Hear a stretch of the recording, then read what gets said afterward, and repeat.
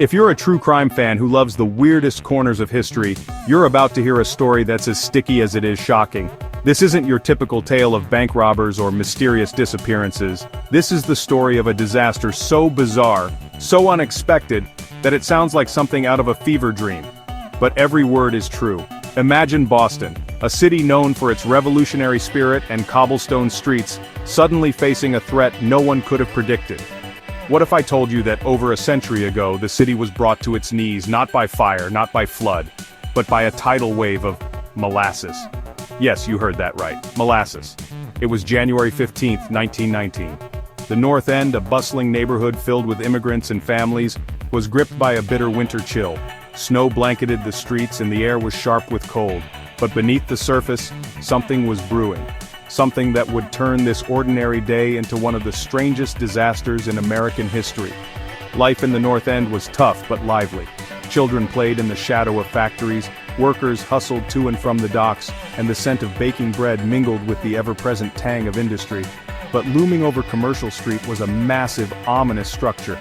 A steel tank, 50 feet tall and 90 feet wide, filled to the brim with over 2 million gallons of thick, sticky molasses. This tank belonged to the Purity Distilling Company, and it was a ticking time bomb. On that fateful day, with no warning, the tank suddenly exploded with a thunderous roar. The sound echoed for miles, shattering windows and sending a shockwave of panic through the city. In an instant, a wall of molasses, 15 feet high and as fast as a speeding car, burst forth, racing through the streets at an unbelievable 35 miles per hour. Imagine a tidal wave, but instead of water it's a dark, sticky syrup swallowing everything in its path. The destruction was immediate and catastrophic. Buildings crumpled like paper, wooden homes were ripped from their foundations, and horses pulling wagons were swept away, unable to escape the relentless surge. People caught in the flood found themselves trapped, struggling to breathe as the molasses pulled them under, turning the streets into a suffocating, sugary nightmare. The disaster struck at 12:40 p.m., just as lunch breaks began. Some people were thrown through windows by the force of the wave, while others were pinned against walls or buried beneath debris. The cries for help were muffled by the thick syrup, and rescuers struggled to reach victims, their boots and hands sticking fast in the gooey mess. In the aftermath, the scene was one of utter chaos. Emergency responders, police and volunteers worked tirelessly, wading through waist-deep molasses to search for survivors. The final toll was heartbreaking.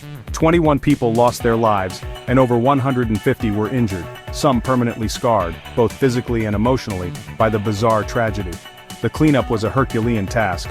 For weeks, workers scraped molasses from streets, walls, and even the harbor, which turned a murky brown as the syrup seeped into the water. Horses, cars, and even fire trucks were ruined by the sticky residue. The city reeked of molasses for months, and the memory of the disaster lingered long after the streets were scrubbed clean. Some say that on hot summer days, you could still catch a whiff of molasses in the North End decades later. The story became legend, passed down through generations, a reminder of the day when Boston was nearly drowned in sweetness. But as strange as it sounds, there was a dark side to this sticky catastrophe. Investigators soon discovered that the disaster was no mere accident. The tank had been poorly constructed from the start. Thin steel, shoddy rivets, and rushed inspections all contributed to its failure. Workers had reported leaks and strange noises for months, but the company ignored their warnings, desperate to keep costs down and profits up. In the end, it wasn't just molasses that was to blame, it was corporate greed. The owners of the tank cut corners at every turn, putting lives at risk to save a few dollars. Their negligence was thicker than the syrup that flooded the streets, and the consequences were deadly. The aftermath saw one of the largest lawsuits in Boston's history. Survivors and families of the victims demanded justice, and the case dragged on for years. In the end, the company was found liable, and the disaster led to sweeping changes in building codes and safety regulations, laws that still protect us today. So, the next time you pour syrup on your pancakes, take a moment to remember, this sweet treat once became a deadly tidal wave, all because of carelessness, greed, and a disregard for human life. The Great Molasses Flood is a sticky chapter in history that reminds us, sometimes, the most unbelievable crimes are the ones hiding in plain sight. If you're hungry for more jaw-dropping true crime stories, don't miss our deep dive into legendary assassins and the chilling tales that shaped history. Tap now to keep exploring the world's most unbelievable crimes.